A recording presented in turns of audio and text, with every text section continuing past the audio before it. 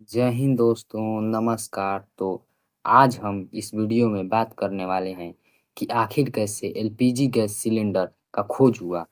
तो मैं आप लोग को यह बता दूं कि एलपीजी गैस का जो खोज हुआ था, वो कोई एकदम वैज्ञानिक रूप से वैज्ञानिक तरीके से आविष्कार नहीं किया गया था, बल्कि एक व्यक्ति के जिज्ञासापूर्ण तरीके से खोज किए जाने पर इसका पता चला कि एलपीजी गैस सिलेंडर कैसे बनता है।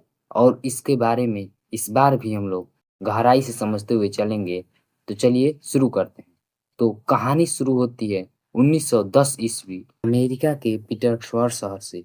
तो वहाँ पर एक कार का मालिक था जो कि हमेशा अपने गाड़ी में पेट्रोल भराता, तो उसका पेट्रोल हमेशा जल्दी खत्म हो जाता। तो उसी बात से वो चिंता में होकर उसने इस बात को गैरेज वालों से एवं अन्य कई जगहों पर बताया। तो यह समस्या एक वैज्ञानिक थे जिनका नाम था डॉक्टर वाल्टर ओ स्नेलिंग। उन्होंने उसके ऊपर रिसर्च किया और उन्होंने पेट्रोल को एक जग में भरकर जब देखा, तो वो उस जग के ऊपर जो ढक्कन लगाया गया था, वो ढक्कन बार-बार ऊपर की तरफ उठ रहा था। तो उन्होंने इस पर सर्च किया और कुछ प्रयोगशाला यंत्रों की मदद से उसमें से जो गैस निकल रहा था उसको और पेट्रोल को अलग-अलग किया और उन्होंने पाया कि पेट्रोल में 10% प्रोपेन और ब्यूटेन होता है। और आप लोग जानते हैं कि प्रोपेन और ब्यूटेन से एलपीजी गैस बनता है। जब आप जान गए यहाँ तक कि एलपीजी गैस के लिए ब्यूटेन और प्रोपेन का खोज हो गया, तब वहाँ पर एक न्यूयॉर्क टाइम्स नामक कोई संस्था थी जिन्होंने रिपोर्ट किया स्नेलिंग मतलब वैज्ञानिक जो थे उन पर कि स्नेलिंग ने एक ऐसी गैस की खोज की है जिसके एक सिलेंडर मतलब कि एक डब्बे में से अगर उपयोग करें तो 3 दिन तक अपने घर का खाना बन सकता है किसी भी व्यक्ति के। तो उन्होंने इस रिपोर्ट के बाद तब जाकर एलपीजी गैस सिलेंडर का धीरे-धीरे खोज हो गया। अब यहाँ तक आप लोग तो समझ गए हैं कि एलपीजी गैस सिलेंडर का खोज हो गया। अब देखिए, जब ब्यूटेन और प्रोपेन गैस है और जब गैस है तो उसका नाम लिक्विड पेट्रोलियम गैस क्यों पड़ा? तो देखिए, जब गैस को अधिक दबाव डालने पर उसके अणु आपस में सटने लगते हैं आप आस-पास, तो वो तरल की तरह मतलब कि लिक्विड की तरह व्यवहार करने लगता है। इसलिए उसका नाम लिक्विड पेट्रोलियम गैस रखा क्योंकि उसे दबाव डालकर गैस में भरा जाता था, इसलिए उसका नाम लिक्विड पेट्रोलियम गैस पड़ गया। अब इसका हम जानेंगे कि प्रयोग कब हुआ। तो देखिए, जो ये सिलेंडर था उसका सर्वप्रथम प्रयोग 1912 ईस्वी में एक घर में किया गया था, खाना बनाने के लिए। तो अब इससे खाना बन बन तो जा रहा था लेकिन कुछ-कुछ सावधानियाँ बरतनी होती थी, इससे कोई-कोई खतरा हुआ करता था। क्योंकि जब इसमें गैस का रिसाव मतलब गैस जब सिलेंडर से निकलने लगता था, तो किसी व्यक्ति को पता नहीं चलता था क्योंकि जो एलपीजी गैस होती है, वो गंध इसमें नहीं होता है, थोड़ी भी गंध नहीं होता है।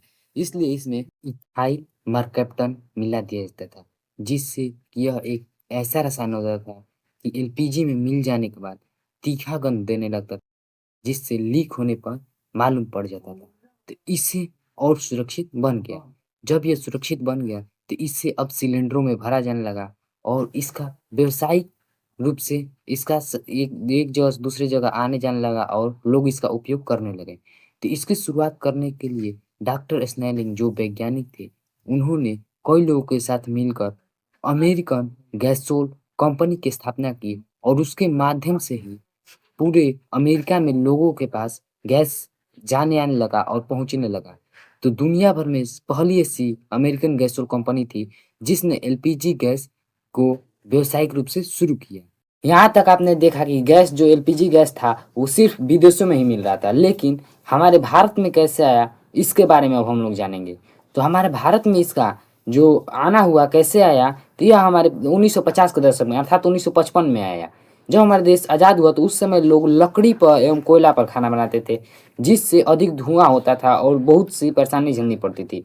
लेकिन भारत में आया तो उसका उपयोग सिर्फ़ अमीर लोग और होटलों में किया जाता था क्योंकि एलपीजी गैस जो था वो विदेशों से मंगाया जाता था और वो बहुत महँगा होता था। तो मध्यम वर्ग के लोग एवं गरीब वर्ग के लोग नहीं खरीद सकते थे और उसको लाने का कार्य कौन किया अमेरिका से?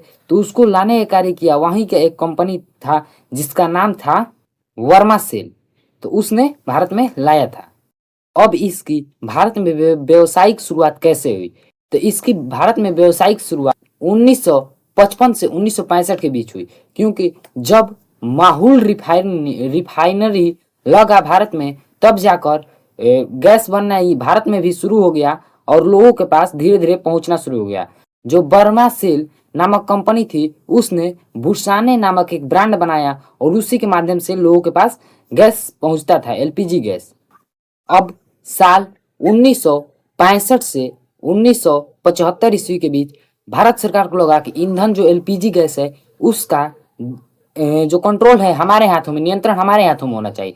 इसलिए उन भारत सरकार ने क्या किया कि इंडियन ऑयल जो कंपनी थी उसको एलपीजी गैस बनाने का जिम्मेदारी दिया।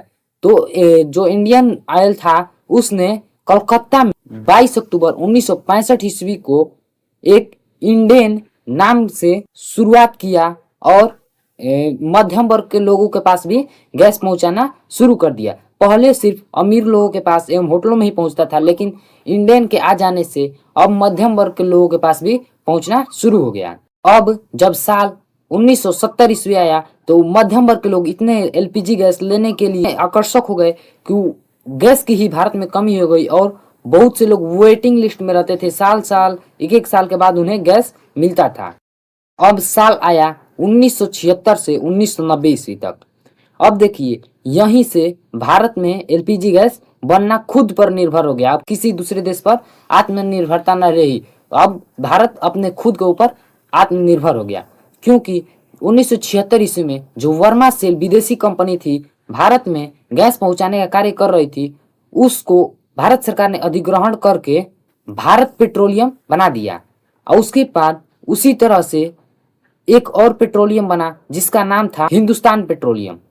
अब इन दोनों कंपनी के आ जाने से भारत में एलपीजी गैस बनना बहुत तेजी से शुरू हो गया और सभी लोगों के पास एलपीजी गैस मौजूद होने लगा और सबको मिलने लगा।